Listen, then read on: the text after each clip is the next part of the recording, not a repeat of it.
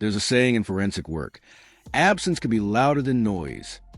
I never understood that until I met Mr. Halperin. The call came in at 4:52 a.m. A woman named Amanda Sullivan was found dead in her home in a quiet neighborhood in Portland, Oregon. No signs of forced entry. No apparent struggle. Her husband, Lucas Sullivan, said he woke up and found her cold in bed. Natural causes? Possibly. But then he mentioned something odd. I think the neighbor might have heard something. That one sentence changed everything. I arrived at the scene just as the coroner was zipping up the body bag. Amanda had no visible injuries. No blood. Just a faint bruise on her neck. Light enough to dismiss, but I'd seen that exact pattern before. A pressure mark from a small pillow. Smothering. Quiet. Personal. The bedroom was clean. Too clean. Lucas claimed he didn't touch anything. But the nightstand had no dust, no fingerprints. Nothing. Like it had been wiped. He told me they'd had wine the night before. 2 glasses sat in the sink, but only one had lipstick stains. The other had been rinsed. That might seem trivial, but killers rinse. Spouses rinse and panic. I spoke with Lucas in the kitchen. He wasn't panicking. No shaking, no tears. Just a rehearsed tone, too controlled. He kept glancing toward the backyard window. When I asked what he was looking at, he said, "Just wondering if Mr. Halperin saw anything." Mr. Halperin lived next door. He was a retired mailman in his 70s. No wife, no kids. Just a telescope, a dog, and a reputation for silence. Never got involved in neighborhood drama. Never waved. Never spoke. But according to Lucas, he might have seen something. I paid Halperin a visit. He opened the door after 7 knocks. No hello. Just stood there in silence. Eyes sharp, posture rigid. The type of man who sees everything but pretends he doesn't. His house smelled like old books and metal polish. I introduced myself, showed my badge, asked if he'd heard anything unusual the night before. He stared at me for 3 full seconds and said, "No." That's it. I glanced at his living room window. It had a clear view into the Sullivans' bedroom if the curtains were open, and they were. I asked if he noticed the lights on in their house. He said they usually turn them off by 11, then paused. Last night, they stayed on past 2. Now that's interesting. Lucas claimed they were asleep by midnight. Halperin didn't volunteer anything else, but his eyes said more than his mouth ever would. Back at the scene, I asked for Amanda's talk screen and checked the thermostat logs from their smart system. Between 2:10 and 2:27 a.m., the house temperature spiked. Heating mode. That a common trick with smothering victims. Heating the body delays early rigor mortis signs, confusing time of death estimations. Lucas slipped. He thought we wouldn't check that. Still, no hard evidence. Until Halperin knocked on my unmarked car window the next evening. He handed me a USB stick and said, "I install motion trigger cameras for bird watching." I never told them. What he gave me wasn't birds. It was a full side angle of the Sullivans' house. From 1:53 a.m. to 3:04 a.m., his infrared camera recorded movement in the bedroom. At 2:12, Lucas appeared to be standing over Amanda. At 2:15, he walked out and came back with a pillow. 35 seconds later, Amanda stopped moving. That's not silence. That's a scream caught on tape without sound. We confronted Lucas with the footage. He cracked immediately, claimed it was a mercy kill, said Amanda was planning to leave him, and he couldn't start over again at 44. No emotion, just entitlement. I never forgot Halperin, the man who watched everything but said nothing until it mattered. And it made me realize something important. Sometimes the loudest witness is the one who never speaks.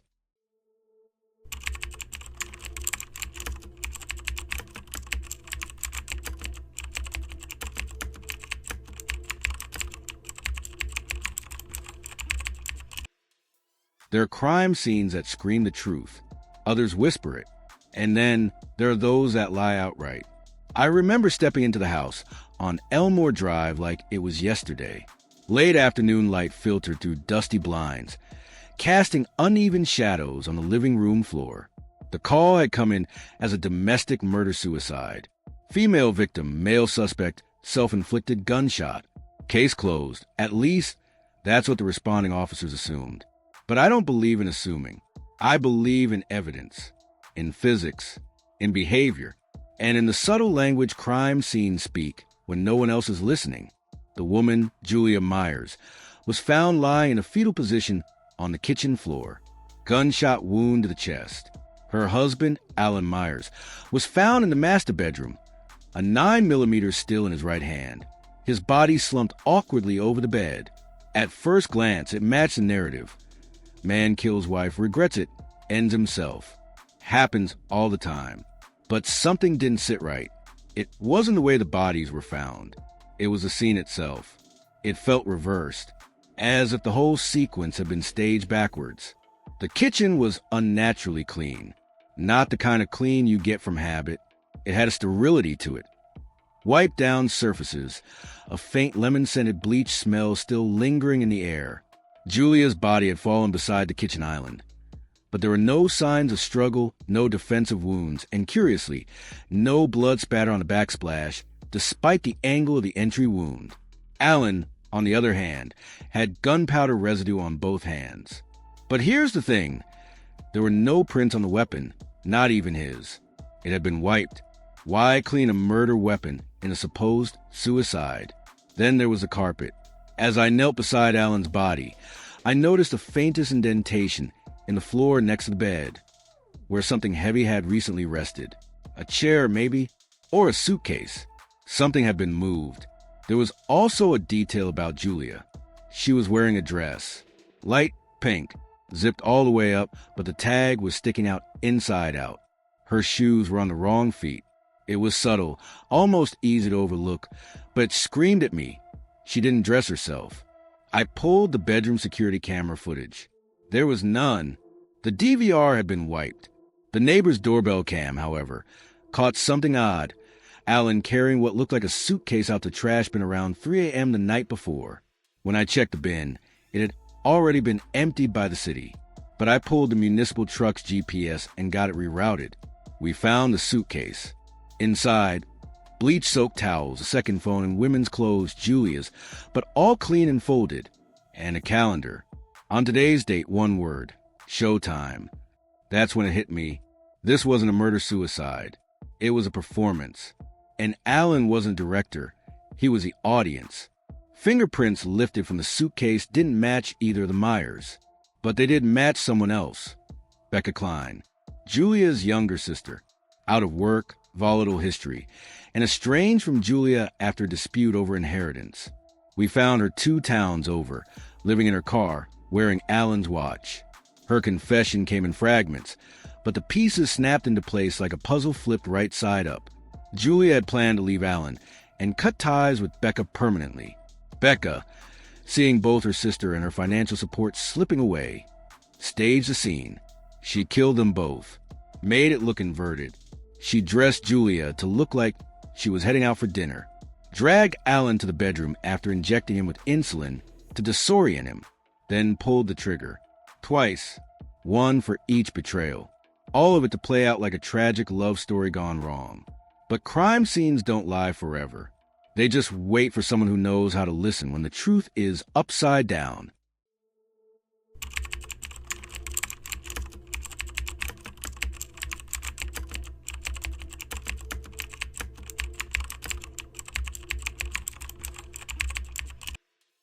There's a specific kind of silence that settles over a crime scene when something doesn't feel right, not because it's loud or bloody, but because it's too perfect. That morning, I walked into a suburban bathroom that looked like it had been ripped straight from a real estate brochure. Spotless marble countertop, fresh towels, toothbrush angled just right in the holder, everything in its place, except the body lying crumpled in the bathtub. His name was Brent Holloway. 42, divorced, worked in IT. No priors, no enemies, no red flags. Found dead by his neighbor after not answering his door for 2 days. And when I saw him, my gut told me this was an accident. Now, here's what threw me off. Brent had a broken neck, supposedly from slipping and hitting his head on the edge of the tub. It could have made sense. Water still pooled around the drain, his hand halfway gripping a loofah, even a shampoo bottle on the floor. But his expression was what stopped me cold. Peaceful, eyes closed, lips slightly parted. It didn't match the violence of a fall like that. I've seen dozens of bath-related deaths. This one didn't fit the pattern. It got stranger. His dental records indicated he had all his teeth.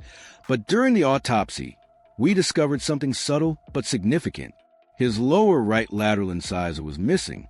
No sign of trauma, no blood, no gum damage, just gone like it had been carefully removed. That one detail flipped the entire case. I went back to the apartment. We tore it apart, floorboards, drains, trash, even a vacuum canister. Nothing. No tooth, which made no sense. Why go through the trouble of removing a tooth, and not even a molar, something easy to break, but then hide it completely? Then I found something I wasn't supposed to. A hidden drawer in Brent's nightstand. Inside, a burner phone, a torn-up bus ticket to Albuquerque, and a note that simply said, "Don't trust a dentist." That hit like a sucker punch. I did a deep dive. Brent had recently switched dentists. Dr. Callahan, mid-50s, perfect smile, ran a private clinic out of boutique office complex. Patients loved him. Online reviews were stellar. But when we subpoenaed his patient logs, something stood out. Brent had been in for an emergency cleaning 3 days before his death, but there was no billing record, no entry in the digital system, just a scribbled note on a sticky pad in Callahan's office. B. Holloway would 3 p.m. Now you tell me, what kind of legit dentist logs appointments like that? I paid Callahan a visit. His handshake was firm, but he avoided eye contact. Told me Brent was nervous, probably just overthinking things. Claimed the appointment was canceled. Said Brent never showed up. But I saw a faint bruise on his knuckle, and he kept rubbing his wrist like he wanted to cover something up. We got a warrant. What we found in that office made me sick. Behind a false wall in the basement, we uncovered a makeshift surgical room. Sterile, quiet, clean, and next to it, a freezer, industrial grade, labeled only by patient initials and numbers. Inside were over 24 extracted teeth, each tagged and cataloged. Some had microdots inside, barely visible to the naked eye. Turns out, Callahan wasn't just pulling teeth. He was working with a ring that trafficked microdot intel, tiny memory storage embedded inside dental fillings. Messages, classified docs, account info, espionage, corporate theft, maybe worse. Brent? He got spooked. Wanted out. Tried to run. That missing tooth? He ripped it out himself to destroy the data, but he never got the chance to finish. They caught him, silenced him, then staged it all. The clincher? That bus ticket. It was dated 1 day after Brent died, meaning someone planted it, meaning someone wanted us to know he was planning to run, just not why. Classic misdirection. In the end, we recovered the missing incisor inside a sealed bag hidden in the ceiling vent of Brent's apartment. He hadn't destroyed it. He'd hidden it. A last act of defiance, one he never got to see through. To this day, the microdots data remains classified. Whatever was on it, whatever secrets Brent died for, someone way above my pay grade took it from there. But I still think about that scene, about how something so small, a tooth, shattered the illusion of a clean, accidental death, and how sometimes the silence at a crime scene isn't peace, it's intent.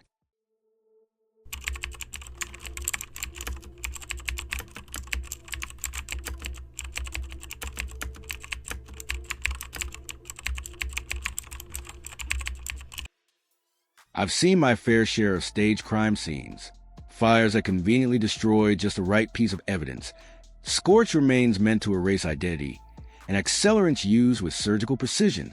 But this one had a detail that kept gnawing at me like a tooth with a hidden crack.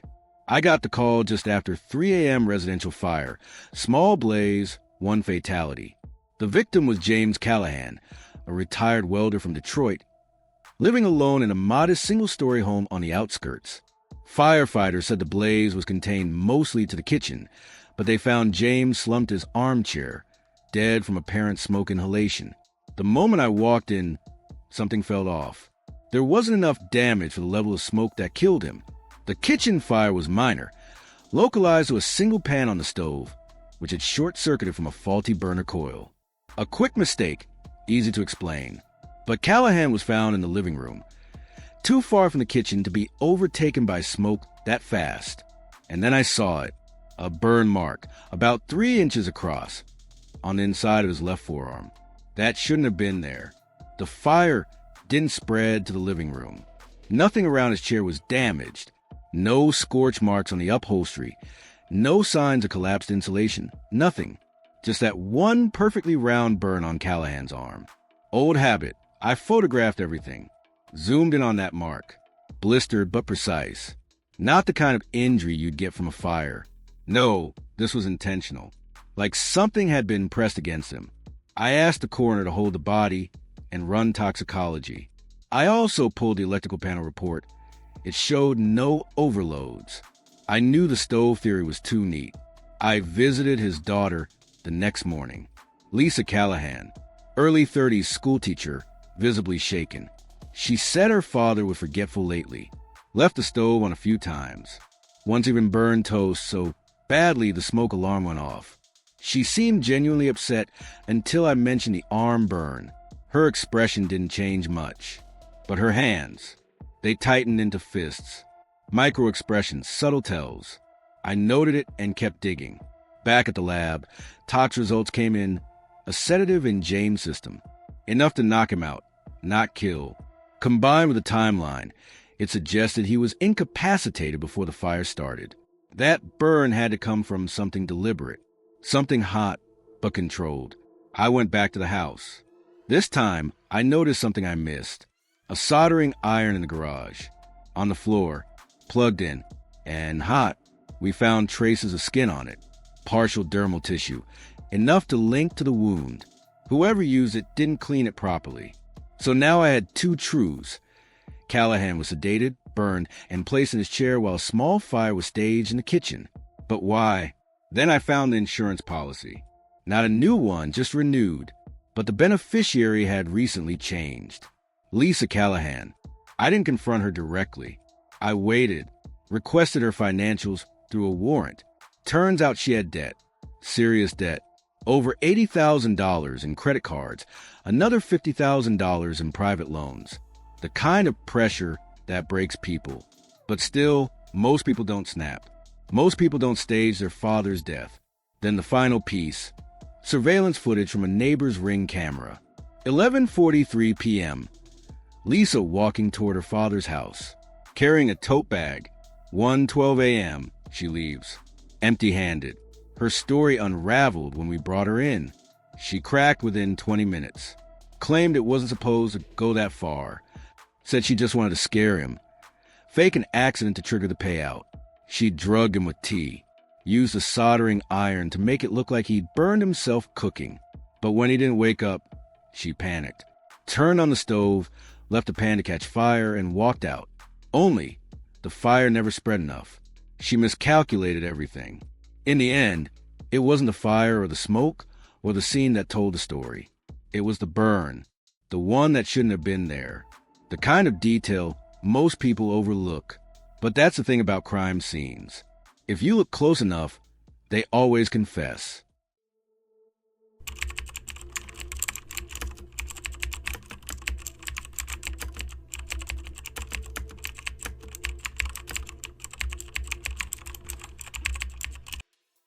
They say walls don't talk.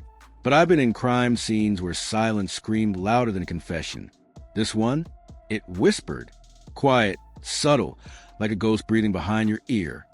Only there were no ghosts. Just concrete paint and something no one else heard. Except me. It started on a Sunday morning in Cedar Grove, Indiana. A quiet street, houses with trimmed hedges, American flags gently waving. The kind of place where kids ride bikes without fear and neighbors borrow sugar without knocking. But inside 421, Sycamore Lane, something had gone terribly wrong. A man named Eric Holloway, 38 years old, was found dead in his home office. No signs of forced entry, no defensive wounds, nothing stolen. He was seated upright, eyes open, frozen in a moment that felt too still. At first glance, a natural death, cardiac arrest, maybe, but the neighbors weren't buying it, especially Mrs. Brenner next door. She said she heard shouting the night before, a male voice and something else. Not music, she insisted, but an echo, like someone was recording something over and over. The office was clean. Too clean. Desk wiped down. No fingerprints on the keyboard. Even the mouse had been unplugged and placed perfectly parallel to the monitor. I've been in enough stage scenes to know when someone's trying too hard. It was clinical, sterile, intentional. Eric's fiancée, Monica, said he'd been working on a podcast series. A true crime one, ironically. Something about unsolved murders in Indiana. He called it Echoes of the Past. Fitting name, considering how it ended. She said he'd become obsessed with a specific cold case from 2009. A woman named Tara Wexler, strangled in her apartment. Case never solved. The twist? Tara lived 2 blocks from where Eric now lived. That's how he found the case. Local, forgotten, and for some reason, personal. Monica said he stayed up for nights editing, re-recording, listening to interviews. He started locking his door. Told her he found something, but didn't explain. In the audio files on a computer, one caught my attention. Labeled wall_5_final. I played it. At first, static. Then a voice, Eric's. He's narrating calmly about Tara's murder. Timeline, crime scene, police theory. Then, suddenly a new sound, muffled speech. Not his. Repeating. Something like, "Don't move, just breathe." Then silence. Then a strange hum. I replayed it over and over. Noise reduction helped. The voice wasn't on the original mic channel. It wasn't added. It was ambient. Captured from a room. That office. That wall. We scanned the wall with contact mics and parabolic microphones. It was subtle, but it was there, a faint echo, like a corrupted recording looped into the drywall. We peeled the paint. Found no bug, no speaker. But behind the wall, a hidden cavity. Inside, we found a small hard drive taped to the interior beam. Encrypted, but the forensic techs cracked it in hours. Videos, not of Eric, but of Tara Wexler. Home footage, interviews, surveillance clips. All from 2009. All marked property of Dr. C. Wyatt. The name didn't ring a bell. But one of the videos showed Tara in her apartment, talking to someone off camera. At one point, she says, "You promise no one will ever know what we did, right?" Then, "This will never leave these walls." Creepy, poetic, and literal. Dr. Curtis Wyatt had been a clinical psychologist in 2009, specializing in trauma therapy. He lost his license in 2010 for unethical patient relationships. Disappeared shortly after. No charges, no press. Just gone. But now his name was on videos hidden inside a dead man's wall. 14 years later. Eric had found something he wasn't supposed to. Tara's case had been mishandled, and possibly buried on purpose. Wyatt had been treating her, maybe even manipulating her. The footage looked like a therapy session, but the questions were wrong. Leading. Dark. The theory? Wyatt killed Tara. Eric uncovered it and planned to expose him in the next episode. But Wyatt was still alive. And watching. No forced entry? Maybe Eric let him in. Maybe he trusted him. Or maybe Wyatt had never really left Cedar Grove. Just changed names. Identities are cheap when no one's looking for you. We eventually traced a P.O. box used to register Wyatt's fake address.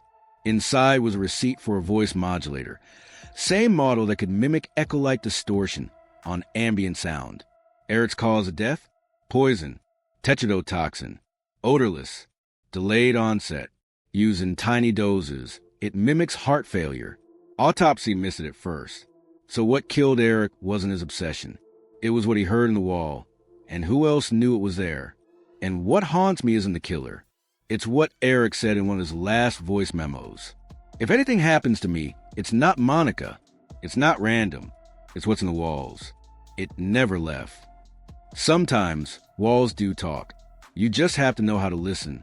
And in that office, in that silent neighborhood, the echo hasn't stopped.